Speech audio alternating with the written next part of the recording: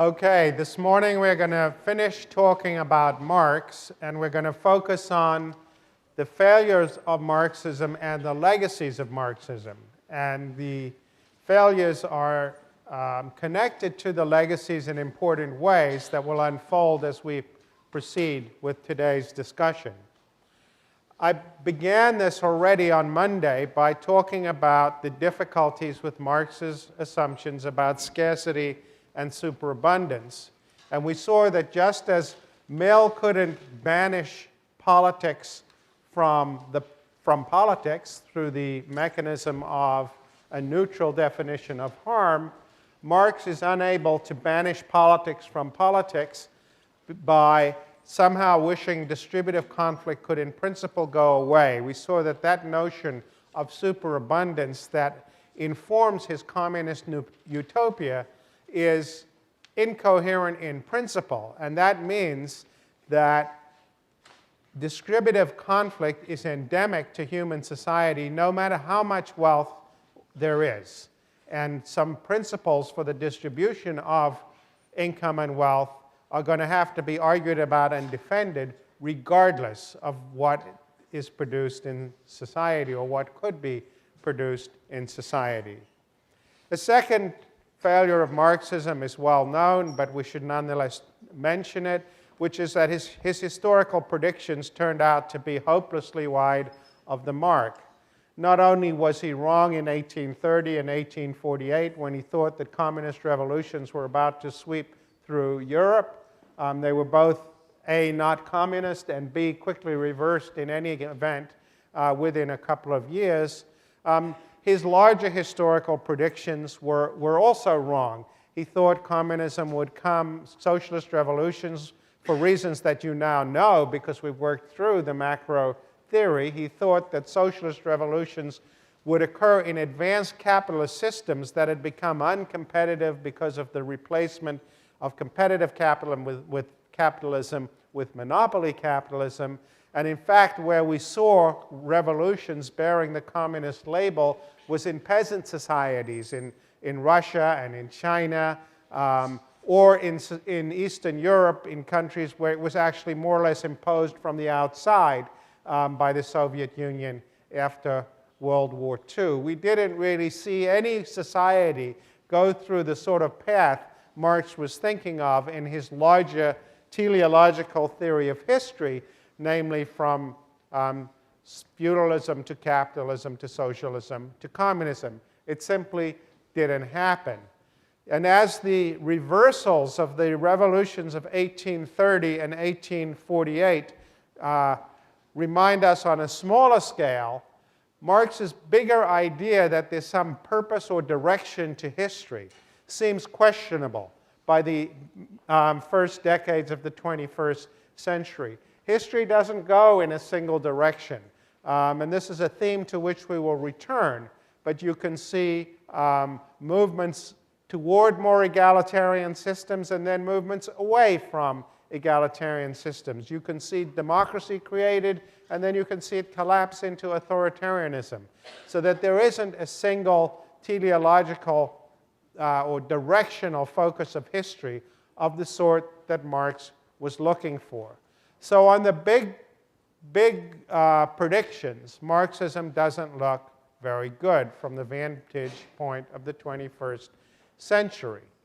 But some of his smaller predictions were also wrong in ways that are, in some respects, more interesting for our purposes.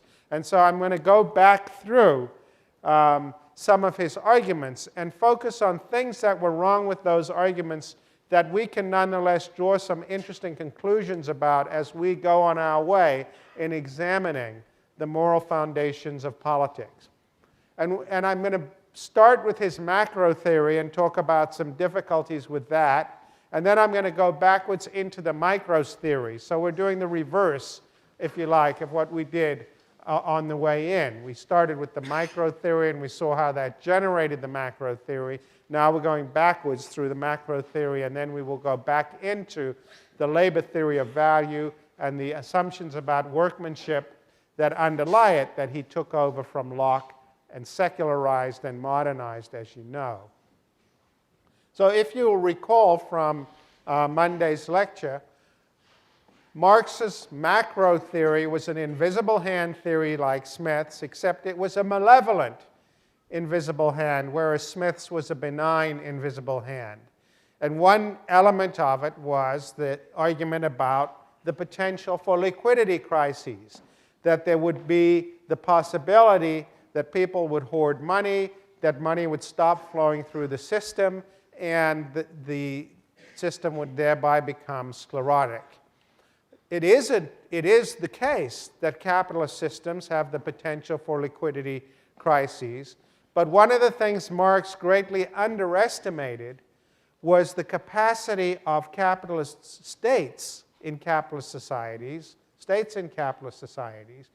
to address things like liquidity crises and other things as well, we'll see. It's almost as if he didn't really take it seriously when he and Engels said in the Communist Manifesto that the state in capitalist society is the executive committee of the bourgeoisie. He underestimated what the state could actually do to preserve capitalism. A good example in the early years of this system was a huge liquidity crisis in Mexico, where the whole Mexican economy was on the verge of complete collapse. But the Western governments, led by the United States, put together a $50 billion package to resolve that, to pump liquidity into the Mexican economy until the crisis was over, and they succeeded. And so we didn't see the kind of collapse in the Mexican economy that liquidity crisis had the potential to create. So the argument about the potential for liquidity crises is valid, but we have no particular reason to think they can't be managed once the sources of liquidity crises are understood and governments have the levers available to them that were made available to the Mexican government during the Clinton administration in the US. Secondly, Marx has this argument about the declining tendency in the rate of profit. As I said to you, every classical political economist believed that there was a declining tendency in the rate of profit in market systems, and they thought one of their jobs was to account for it. They thought it was definitely the case that there is this phenomenon, and you had to explain why it occurs. It's, in fact, if we look over the long course of capitalism since the 19th century, it's far from clear that there is, as an empirical matter, a long-term declining tendency in the rate of profit. In Marx's case, as you know, his story about the declining tendency in the rate of profit had to do with the increasing capital intensity of production, that as capitalists compete by relying more and more on what he calls constant capital, there's less and less fresh value created. And so what capitalist entrepreneurs do at the margin to be more competitive, in the long run to more profitable, in the medium run makes them less profitable. So the capitalist who puts the spinning jenny in increases his profits in the short run, but when there's spinning jennies in every cotton factory in the economy, the rate of profit is lower than before the first spinning jenny had been put in. And Marx identified that as the basic dynamic driving the declining tendency in the rate of profit. Two problems with it. One is that it assumes there's a sort of finite number of industries. Because you could say, you could grant his argument and say, yeah, it's true that the rate of profit in the cotton industry will fall as it becomes more and more capital intensive. But there are all kinds of new industries that are going to come into being all the time. So capital will flow eventually into other industries. And they'll start out with big profit margins, and then the profit margins will get competed away. But then capital will go somewhere else. So unless you have this idea that there's a sort of fixed number of lines of production,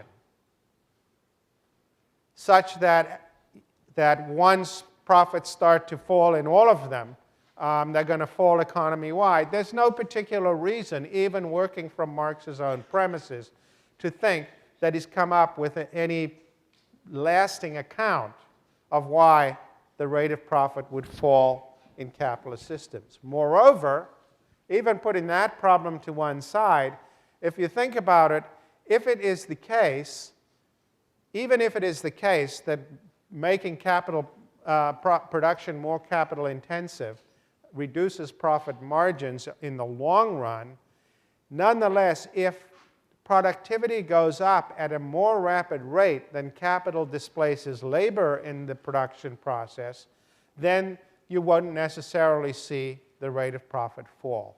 So if the rate of increase in productivity exceeds the rate at which capital is displacing labor, or to put it in Marx's jargon, constant capital is displacing variable capital, then there's actually no reason to expect the rate of profit to fall. So it all depends on how much more productive capital makes labor. And there's no theoretical answer to that question. It's an empirical question. So even though Marx thought there was a declining tendency in the rate of profit, it's debatable whether in fact there is, and it's certainly not the case that his theory explained why it should occur. His third argument: competition eliminates competitors. And because production is becoming more and more capital intensive, entry costs are going up, and you're not going to see new people coming into the market. I told the story about NASA and the O-rings on the Challenger blowing up. There was nobody to come into the market and take over there. And so you have a monopoly, not very efficient monopoly producer who lacks the incentive to innovate, and we have the sorts of problems we saw that developed with Morton Thiokol in that instance. So that's also true only under a fairly restrictive set of assumptions which might not turn out to be true. After all, there are some industries in which there are economies of smallness. Think about Apple computers invented in somebody's garage in California, completely upending IBM and the big established capital-intensive computer firms and totally transforming that market. So it's not necessarily true. Marx had in his mind 19th century industrial production, steel works, cotton factories, this sort of thing. But it's a very historically bounded perception of what it is that goes on in economic systems. And there might be all sorts of sectors in the economy that tend to resist the development of monopolies, and in which there are various economies of smallness that actually lend themselves to the constant entry of new players that keep revitalizing the system. And I think the information technology revolution that has accompanied your generation would be Exhibit A in defending that proposition. Underconsumption, or sometimes it's said overproduction, obviously means the same thing. The way we put it into Marx's sort of conceptual scheme was the argument that the workers collectively couldn't buy everything they produced. Smith believed that, Ricardo believed that, Marx believed that. Early theories of imperialism were partly dreamed up in order to explain that you get imperialism partly as a result of the search for new markets to address the endemic weak demand in capitalist systems. Marx is not the only person who thought there was endemic weak demand in capitalist systems. Indeed, Keynes, the great English economist of the first half of the 20th century and the theorist whose ideas informed the policies to end the Depression, also thought there was endemic weak demand in capitalist systems because of a diminishing marginal propensity to consume.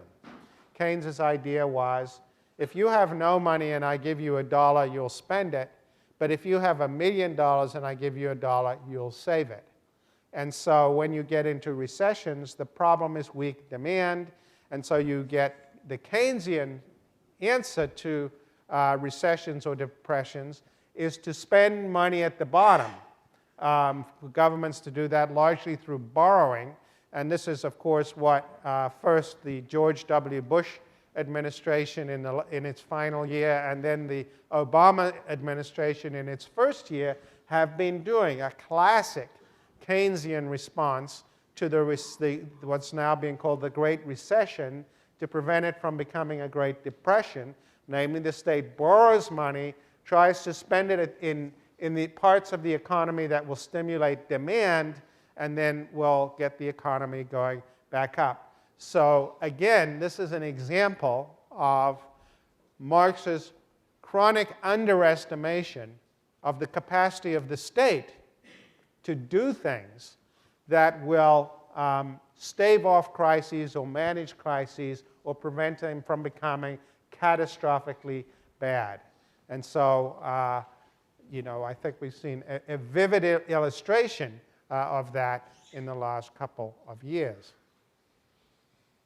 Finally, working class consciousness. As all of these other things were going on and making the system, creak at the joints and become less and less functional, Marx thought that the workers would start to become a class for itself. The workers would start to see that they were getting ripped off and get angry about it, become mobilized and militant, and reach the point where they believed that they had nothing to lose but their chains. Now, there are two problems with that. One, we already mentioned on Monday or last Wednesday, and this is that Marx was half right in thinking that people judge their utility by what others get. They don't just ask the Reagan question, am I better off than I was 4 years ago? They do pay attention to what others get, but they generally, and this is the part where he was wrong, and 100 years of industrial sociology has now pretty much established this, they tend to compare themselves to similarly situated people. So workers in the auto industry compare themselves to steel workers or coal workers, not to the executives who run the firms in which they actually work. And that's true up and down the occupational scale. I think I mentioned a professor will be much more upset to learn that their salary is $5,000 less than the professor in the next office than they will be to learn that their salary is $500,000 less than the attorney who lives down the street. People compare themselves to others, but to similarly situated others, not to people very far from them in the socioeconomic order. And so that kind of militancy doesn't eventuate. More importantly, Marx actually conflates the relative immiseration of the proletariat with the absolute immiseration of the proletariat. So if we went back through the slides and we went back to the discussion of the theory of exploitation, remember when we did that little exercise and we saw that you would all actually agree to be more exploited on his definition than less exploited, when you had the choice of either going to a 10 hours working day with new technology or an 11 hours working day without it. But that measure was a relative measure. It was what you get as a proportion of the total surplus as compared with what the capitalist gets. It wasn't an absolute measure. And we saw that it's perfectly possible for the rate of exploitation, as he defines it, to go up while the level of wages remains constant or even increases. So wages might be going up as well as exploitation at the same time. Well, but if that's true, you're never going to reach absolute immiseration. You're never going to actually reach the point where workers are literally falling into poverty. And if it's the absolute immiseration that has to trigger the militant action, the working class consciousness, it's not going to happen. And indeed, here again, Marx greatly underestimated what governments can do to make sure that the workers don't reach the point where they have nothing to lose but their chains. In the 1950s, an English Marxian political economist called Ralph Miliband, whose son now is a British cabinet member, by the way, David Miliband, and is the likely next leader of the Labour Party after they lose the elections in May to David Cameron.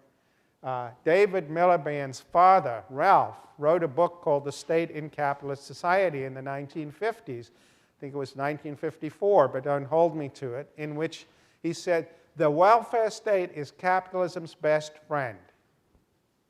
You know, the right always attacks the welfare state, but it's capitalism's best friend because it buys off working class discontent, and it ensures that workers have a stake in the existing order and that they will never reach this proverbial situation where they have nothing to lose but their chains.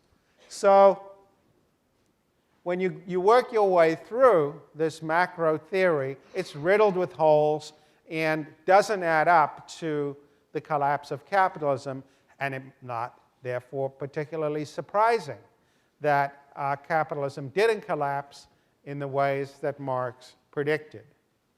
But now let's dig in a little bit more to the micro theory and the micro foundations of Marxist thinking, because I think this is where we will find some interesting lessons for our own project in this course going forward.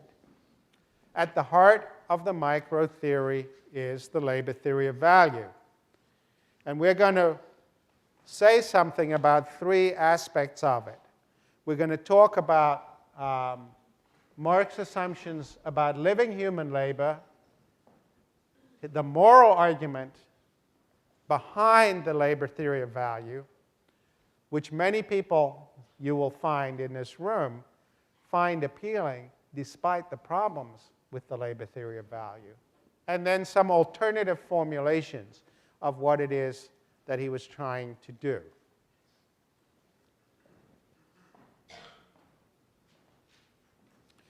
If you think back to when we were doing the exposition of the labor theory of value, I said that Marx defends it, living human labor power, as a source of value by saying it's the only thing that goes into the production, it's the only thing that creates fresh surplus value.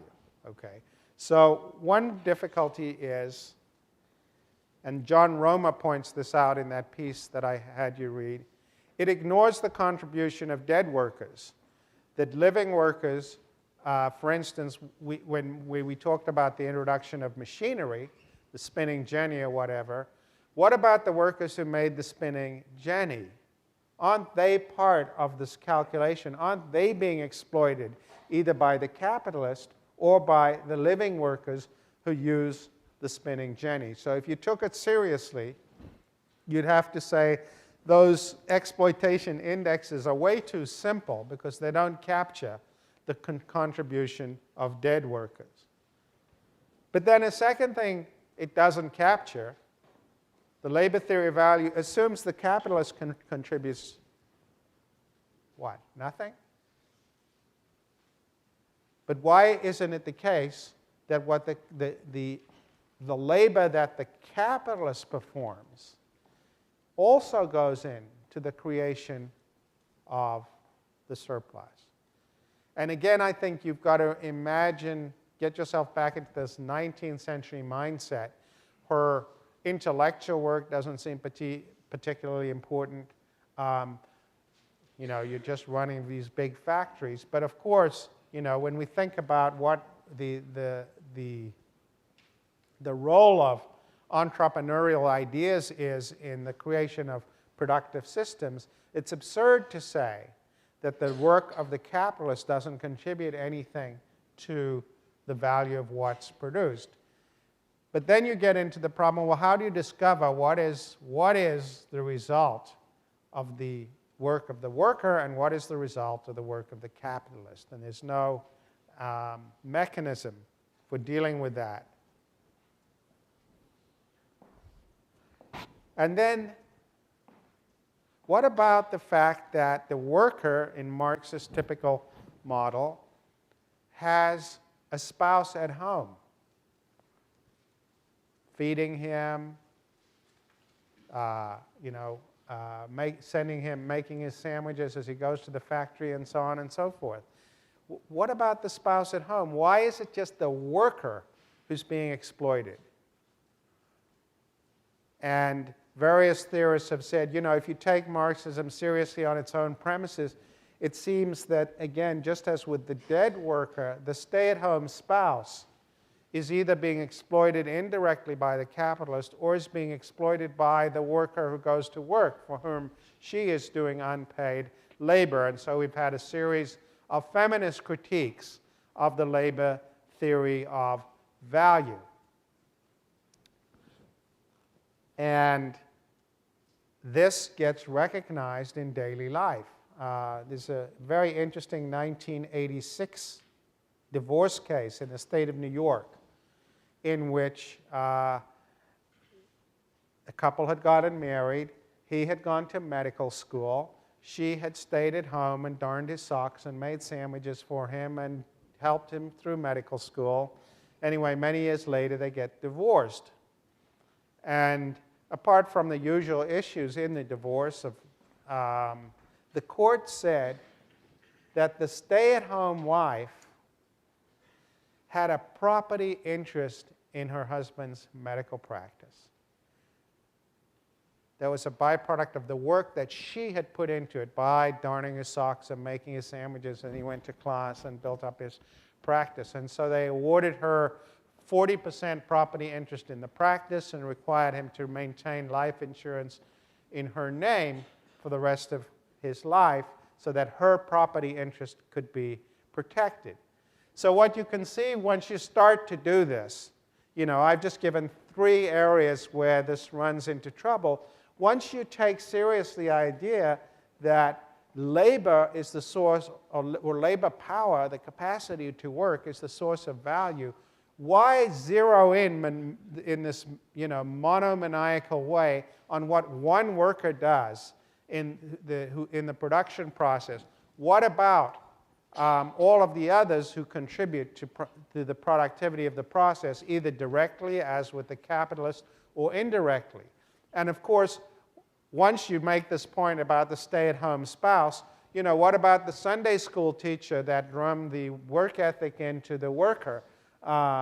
Didn't that Sunday school teacher contribute something to the productivity of the worker, and so on? So you're going to get, this huge web of indecipherable, entangled entitlements if you're trying to trace out who contributed what work to the creation of something of value. More fundamentally,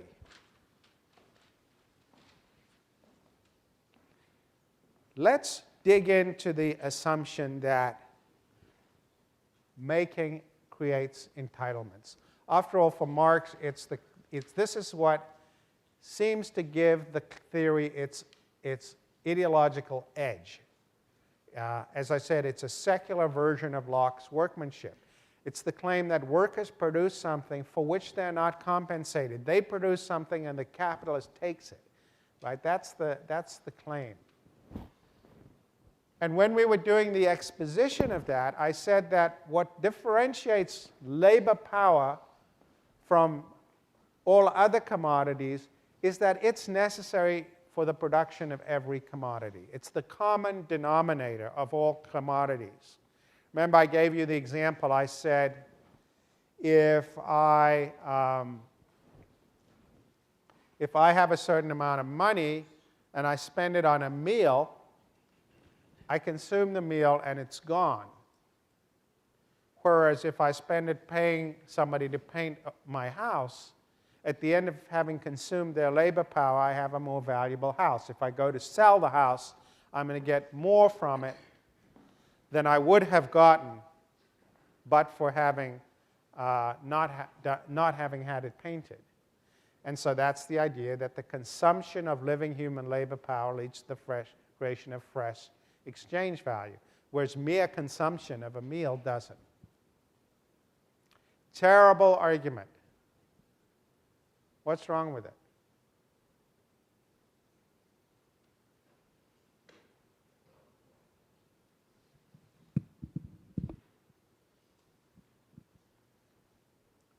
Nobody can see what's wrong with it? Come on. It's a terrible argument. Hopelessly bad argument. Anybody? Yes, ma'am. Could the meal's value be that it keeps you alive? Say a little more. You're dead right. So the meal, even though you can only use it once, it is necessary for the sustained value of like yourself. Okay, and what? But just take that thought a little further. Where does it go? You're dead right. So the value is like constant or something? Well, not exactly, but the point is, it's just wrong to say, and I can consume that food. It goes, because after all, I have more calories of energy, which I could then use to paint my own house with, right. Let's say. Of course, I might sit on the couch and watch the Super Bowl and just get fat, but that's my own decision, right? I can use that energy, right, to paint the house. And so a very interesting Cambridge economist called Piero Sraffa wrote a book called The Production of Commodities by Means of Commodities. In the, even though it's about an 80-page book, it took him 30 years to write. That's a whole different story, which I don't have time to go into. But this is what he said that's of interest to us. He said, imagine an economy that has three commodities: corn, books, food.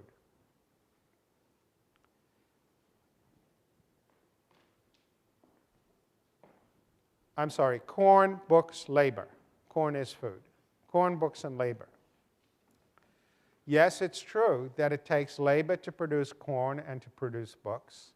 Yes, it's true that it does not take books to produce corn or labor, but it's not true that it doesn't require corn to produce labor and books.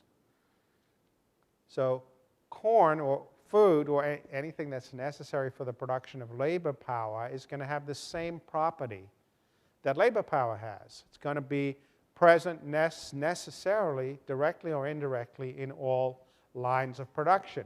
And so Sraffa said, based on that idea, you can do a corn theory of value for this economy that will have exactly the same mathematical properties as the labor theory of value, and then you can do you can have your theory of the exploitation of corn by capital, the rate of exploitation of corn by capital that will be exactly analogous to the rate of the exploitation of labor by capital. There's no difference. Mathematically identical. Why is that interesting to us? It's interesting to us because it shows you that whatever Marx says about exploitation merely being a technical notion, it's not. It's a moral idea. We don't care, we even colloquially, we talk about the exploitation of natural resources, but we don't care, we don't say that the corn owns what was produced with the corn. We don't say the corn was exploited in the way the worker was exploited. We just don't. Think about an intermediate case. A horse down a mine shaft in a coal mine, hauling trucks of coal from the face to the elevator that's going to take it out. We could do the whole Marxian story. We could say the horse covers the cost of its feed in the first hour of the day. And it works 10-hour days, so the other 9 hours, it's producing surplus that accrues to somebody other than the horse. Is the horse exploited? Yes? No? Nobody thinks the horse isn't exploited? Some. Much trickier case, right? And the reason it's tricky is some people are much more open to the idea of animal rights than others, right? So, Locke said animals were the waste of God put there for our use, but we're not that hard-hearted, some of us. So if you think of the horse as in some sense a kind of moral agent, then it's not a happy thing that it's being exploited in this sense. But whether or not we want to say the exploitation is unjust, not just cruel if the horse is suffering, but unjust, depends upon some prior idea that people are, or creatures are entitled to the product of their labor. That's the workmanship idea. And that is why, even if you reject the labor theory of value, you're still left with this nagging idea that there's something to workmanship. Most people are not going to want to totally get rid of workmanship. If I write a book, I think I put all that blood, sweat, and tears into that book. It's mine, it's mine, my work. Somebody takes it. You've stolen something that I made. It's a very powerful thing in people.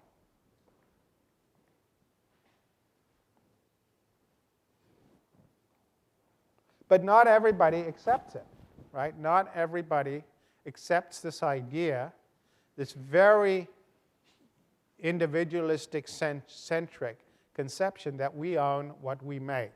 We have this kind of exclusive, to go back to the language of Locke in the first treatise, that God made us with the capacity to be miniature gods, to have the same ownership rights over what we make as He has over His creation.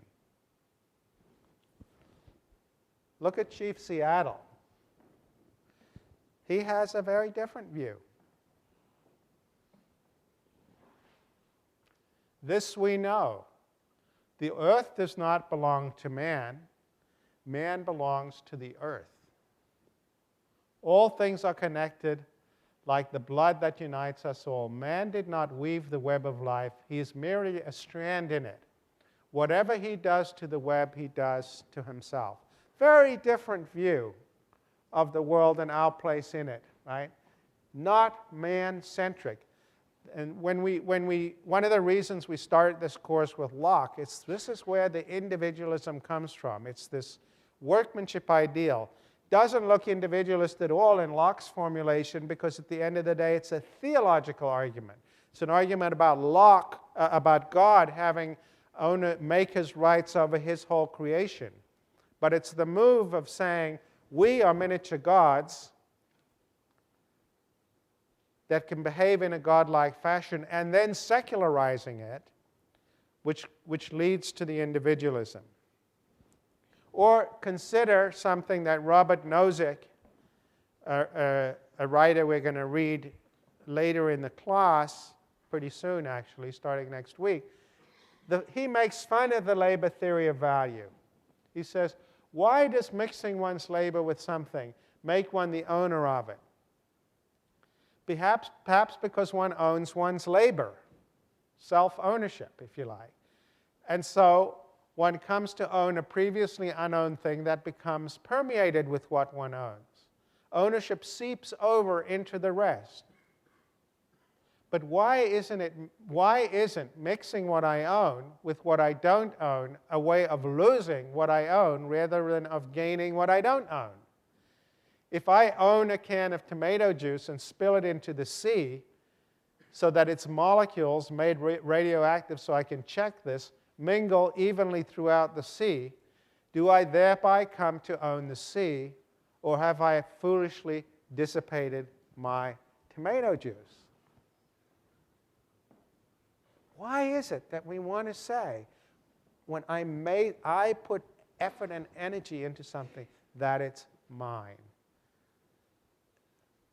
Very, very perplexing and tricky thing. And we will come back to it in considerably more detail later in the course when we read John Rawls, because interestingly, it's not until we get to John Rawls that we find anyone who's really willing to radically question workmanship and the self-ownership postulate that goes with it. Okay, so Marxism seems problematic. So what's left? And I think there are really two main things left. One is the negative argument that comes out of Marxism, rather than any of its positive claims. And that is the fact that his theory of exploitation fails doesn't mean that he lacks a good critique of markets as distributors of either goods or harms in society. You know, we could go back to our story about Trump and the bag lady, for example. The Pareto superior result in that example, if you remember, was for the bag lady to die because there was no Pareto superior exchange that could occur between Trump and the bag lady. Markets reflect the inequalities that come into them, but they don't give any account of the justice of those inequalities. So there's this problem, if you like, of the tyranny of the status quo. And we saw that in the economic realm with the analysis of that problem. And in the political realm, when we talked about the corn dealer problem with Mill, right? That the market systems are biased towards the status quo. But market principles are purely procedural principles. They tell you nothing about how you got the status quo. And so there's a kind of garbage in, garbage out problem with market systems. Nozick, we will see, makes this point explicit when he says any remotely plausible theory of justice is going to have three parts. A theory of justice in acquisition, i.e. a theory of starting points, a theory of justice in transfer, i.e. a theory of exchanges, and a theory of the rectification of past injustice, i.e. a theory for addressing accumulated injustices of the past. And Nozick will, for reasons which we will go into, thinks he has accounts of all of those things. But it's the negative argument of Marxism that markets are not justified by reference to the failure of Marx's own alternative theory is good. If you're going to have a justification for the distribution that occurs through markets, it's going to have to be something else. It's going to have to be provided. Maybe it can be provided, but so far in the utilitarian and neoclassical traditions, it hasn't been provided. So there's a kind of unfinished agenda there that's put on the table by the Marxian critique of markets, even though his answer to that, Marx's answer to that problem is unconvincing. And then I think, secondly, what Marxism leaves us to address is not an argument about the sources of value. The labor theory of value is just a hopeless analytical mess and can't be resuscitated. There's no way to fix the labor theory of value. But there is an argument about freedom. Remember where we started. I said, unlike the conventional wisdom that Marx is an egalitarian, no, he's a theorist of freedom. His utopian ideal is a world in which the free development of each is the condition for the free development of all, where our labor is not alienated. We saw that the utopian version of that is unsustainable. Nonetheless, Marx's definition of class, when you think about it, is really an argument about freedom. When he says you're working class, if you have to sell your labor power to somebody else in order to live, it's the compulsion, right? It's the compulsion. It's not whether you choose to. You know, I like lecturing here.